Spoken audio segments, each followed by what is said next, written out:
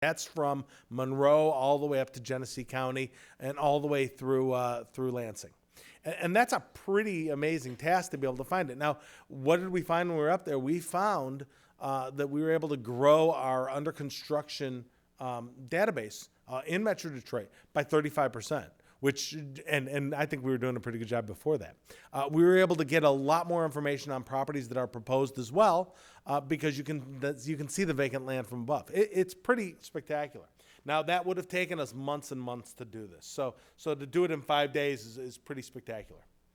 Okay, so here's one of the pictures. This was the Silverdome. We made when I saw because of course you're in Pontiac, Waterford. When you see the Silverdome, what an eyesore. But to be able to get a picture like this of the Silverdome or of some sites is pretty neat. This one is a shot that we took of downtown Detroit. Of course, that wasn't on my flight, but this is taken by our camera on the turret below. So that's a good one. Now you can see in the bottom corner right there, that's the old jail site. So you could see how an under construction property would be pretty visible from the air like that. Let's see if I got the next one. And this is my house. So as we were flying near my house, I sort of noticed some of the landmarks. And I mentioned to the pilot, because of course I'm on this Bose headset, I said, we're really near my house. They said, well, what's the address? So my address is 5379. So Amber gets on her computer, types in 5379. The camera just goes, 579 and then the street. Camera zooms in right on my house, and he says, why don't you just call your wife and have your wife come out? So you can see, there's my wife in the backyard waving, and there's my son coming out the back door, and then there are my tomato plants over there. So that's actually pretty cool. But the best part about it is that you can actually see how easy it is for a researcher to identify a property, especially because we have all these overlays. All right, so technological advances of the delivery of the information. Well, as we know, the delivery, really, how we deliver it to our clients is very different than it was back 16 years ago. 16 years ago, people had computers, but they didn't even have email. And they barely even had internet access. I remember back in '98, we were all struggling with the idea of actually getting email at NAI Fireman, because it was just one of those things. Did we really have to have an email? And there were a lot of people who just weren't early adapters. In fact, in 2002, when we went completely internet at CoStar, we actually had to incentivize people to give us their email addresses. We had a contest that we gave out every week. We'd give out a $1,000 gift card. And it just, you had to log into the system to get it. So the more times you logged in, the more chances you had. But we had to bribe people to use the internet, which to me is crazy. So at first, does anybody remember Black's Guide? So Jim Black started this thing called Black's Guide years ago, and Jim's a great guy. He actually worked for us later on in his career. He's now retired. Jim, he created this Black's Guide, and it was this book that had availabilities, office and industrial availabilities, and by the time it was printed, by the time the ink dried, it was already out of date. So we've taken from Black's Guide, and we had our own version called Cornerstone, all the way down to Lease Trend and PaceNet, which were things that were used back in the late 90s, all the way to Rig, which is us, which was our original name, CoStar, Comps, LoopNet, and CPix. Of course, CPix is a system that's used throughout Michigan.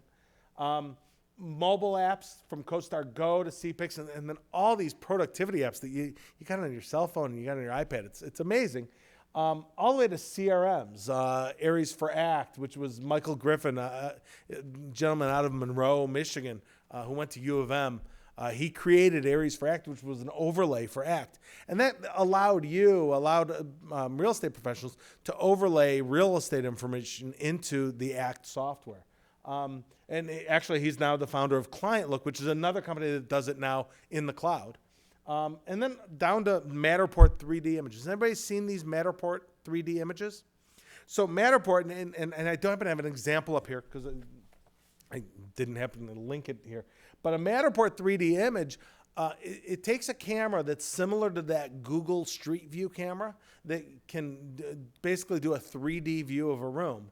And you can actually create the floor plan just like this. So this was actually taken This is a combination of multiple pictures through this Matterport camera. The camera's about $5,000. There are a number of people in this market who will do these types of pictures where you can actually walk through an apartment or through an office building or industrial building. And I think Brett Mountain charges, 30 cents a square foot or something. And so he'll go through a whole building and he'll do this whole 3D view. It really is phenomenal. You can put these on your website and give a person the ability to basically walk through a facility. Now, how effective is it? Well, we found at apartments.com that's one of the most popular things that's available. So people who are looking for apartments, they focus in on these 3D views and they walk through in and out of rooms and so on. They just sort of click their way through, and it's really neat because they can see exactly where they're going to live. And I think that technology, like that, can bring them and say, okay, they love what they see in this 3D view, and now they're going to go out and visit it. Or they can say, I don't like what I see in this 3D view, so I'm going to take this off my list. But what it does is it makes that market more effective and more efficient. Okay, so now to the summation. So what does all this mean? There's no doubt that technology has sped up the process of our business. In every way, we are much more effective and efficient than we were back in the 80s and 90s and even 5 years ago. But really, the question I always have is, has technology really changed everything? And I'm not convinced on that. I still believe in the brokerage business or in the property management business or in most businesses, this is still a handshake business. This is still a business where you have to get to know each other and you have to be with each other. Technology can help you weed out properties maybe that you don't want, or get information on a property so you don't have to go get in the car and drive somewhere to find it. Technology can give you vital information, but it never does replace that handshake and the personal aspect of the way this business is. But that's, of course, that's my opinion. So, all right. Well, thank you very much. I appreciate your time, and I'll go back and...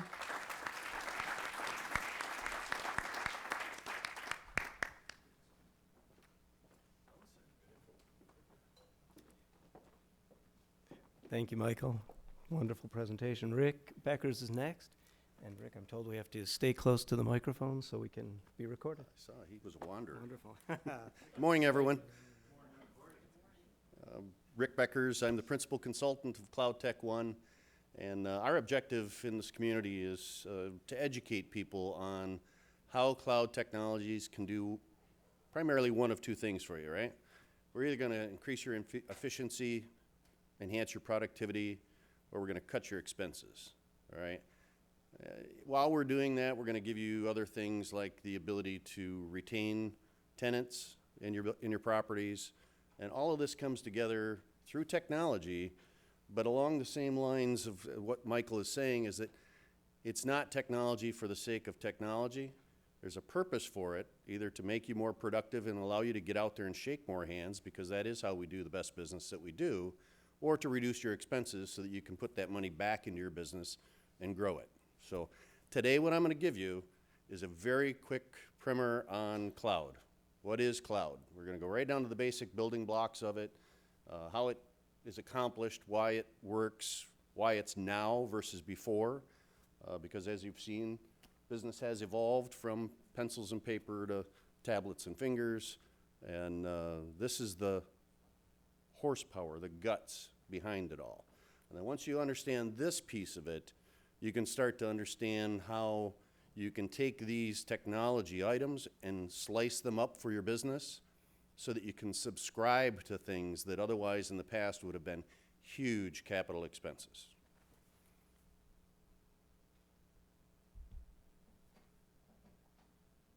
All right. So that's us. My graphic designer, I give him props. I could never do this kind of stuff. So what is the cloud? This is the very basis of it. And when I say computing in these slides, computing could be anything. Anything with a processor of any kind, any technology. So it's not just computers and servers, it's telephones, because voice over IP is just nothing more than a small computer. Your telephone is now a computer. Your smartphone is a computer. All of these things are computing devices. IP cameras are computers, right? So cloud computing is the delivery of this computing as a service. So rather than a product, it's a shared resource, not unlike a utility. So you don't buy an electrical grid. You simply subscribe to DTE, you plug it in, you use it, and you pay a bill. Cloud is the same concept, okay? There's three different kinds.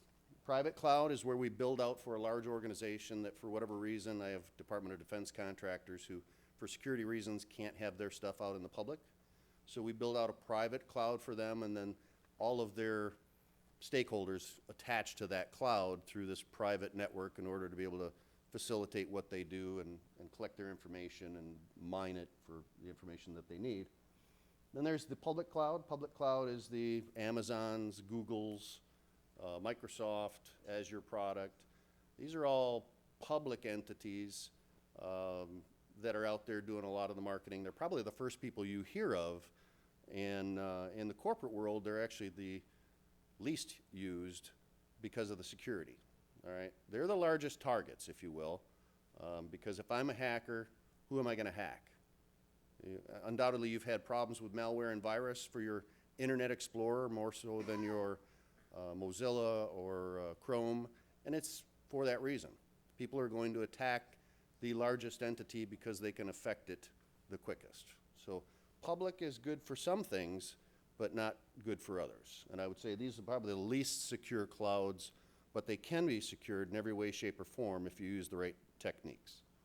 And then what we have is a hybrid cloud, which utilizes a mix of both. Some of the infrastructure is in your buildings, some of it's public, and the reason for that is because we want certain private information to be known to be under our control and encrypted and secure, and yet we want to utilize some of the public stuff because it's obviously much cheaper and we can have some cost savings there. So these are the three areas of cloud computing. And what makes it possible in every way or example is virtualization.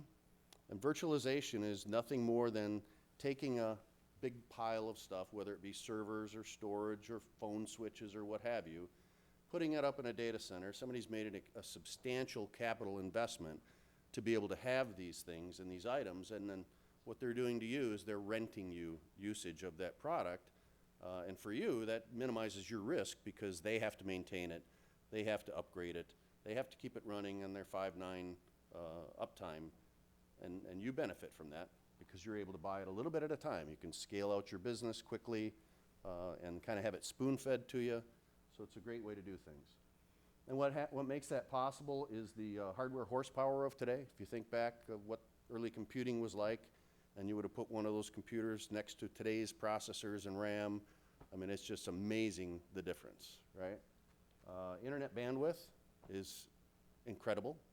We used to pay thousands and thousands of dollars for each one of our T1s that was 1.5 megabits in terms of its cap speed, and now I can buy a gigabit to the internet for that same price. So now we can take that bandwidth and we can literally consume all of this large data and not be concerned about the latency and the experience because it's gone. Cheap storage, that's again the disk storage. When I started out in this industry, you know, like I said, I come from typewriters days, so typewriters disappeared, computers came around. I can remember holding a 10 meg hard drive in my hand, which was as big as some of today's modern day computers, and saying, I will never fill this thing up. You know, well, now we've got terabyte hard drives. You can go down to the corner store and buy a terabyte for $49.99, when back in 2001, I sold a terabyte for $1 million.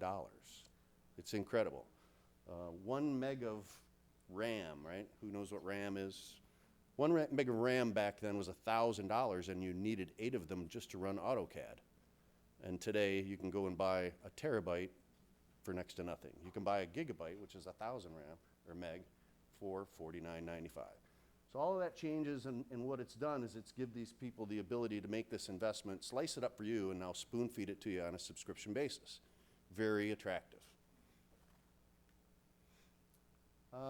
Consider it or call it, if you will, the cloud is basically anything as a service. That's what they're trying to get at. That's what's attractive to you. And then you start thinking of the different categories. Infrastructure as a service is just that, the physical servers and storage and switching and everything else. Get it out of your data centers, because in order to run your own data centers and do it at the level that they're doing it at, you're talking about multiple electrical grids, first off, right? Redundancy in terms of every aspect of that data center has to be there for battery backup, power, internet connectivity, and everything else. It's just a very, very expensive operation, and there's so many of these data centers now that have popped up that'll feed you this stuff that, why do it yourself? So that's infrastructure. Platform is taking that same infrastructure, and I'll use the example of a software developer. Microsoft Azure is a platform. It's just Windows-based servers, and if I want to develop a customized application on a Windows-based platform, I'm just going to rent it from them. I don't want to have 10 servers of my own while I'm growing my business from working out of my house, developing my intellectual property into this custom software application. I'm going to just toss it up there and know that it's running all the time and it's fast, and I can test it on all different platforms and so on. So that's platform as a service.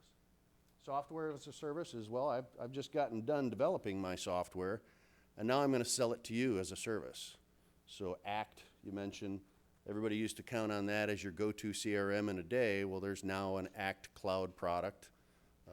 And as you'll see in a later slide, almost every line of business application that you can think of is now in the cloud and available to you on a subscription basis. So the intellectual property between your ears and the relationships and the networks that you've created, human networks, are the value proposition to anyone. This stuff just gives you the ability to do that efficiently from anywhere with the mobility that you need in order to get down to where you do the business, and that's face-to-face.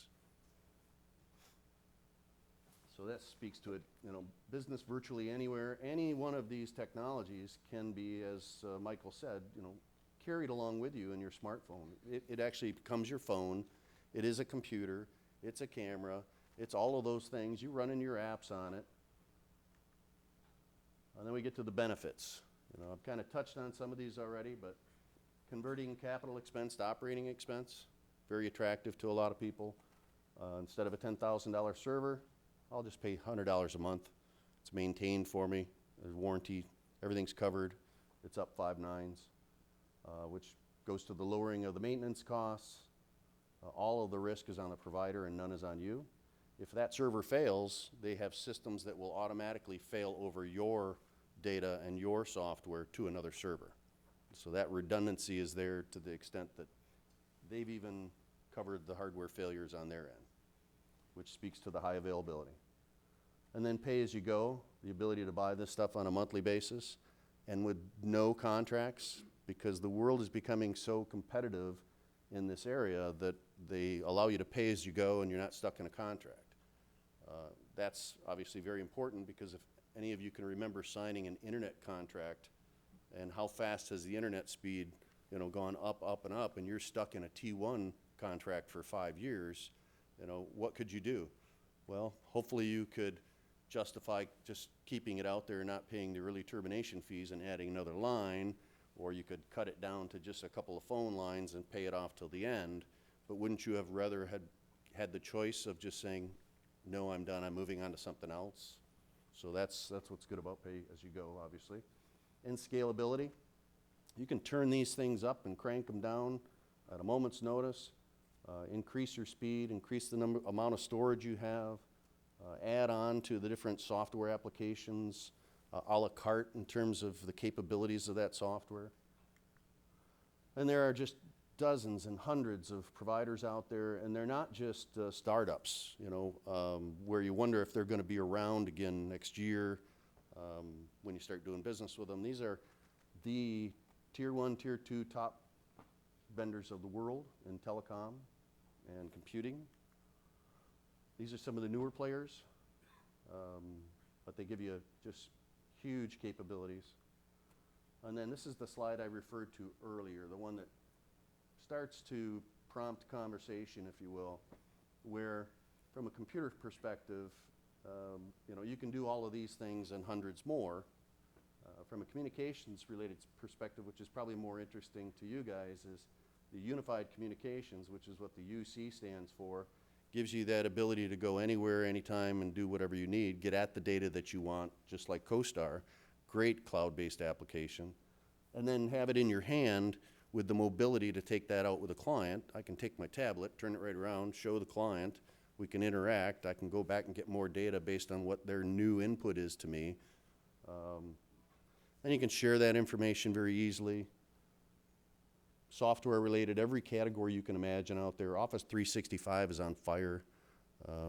Having your own Exchange servers and email servers anymore is just uncommon. Project management obviously could come into play, event management for you, all of these types of things. So what you need, if you're thinking about cloud, is you need a strategy. Because I can tell you that it's not just pick one, sign up, and go for it.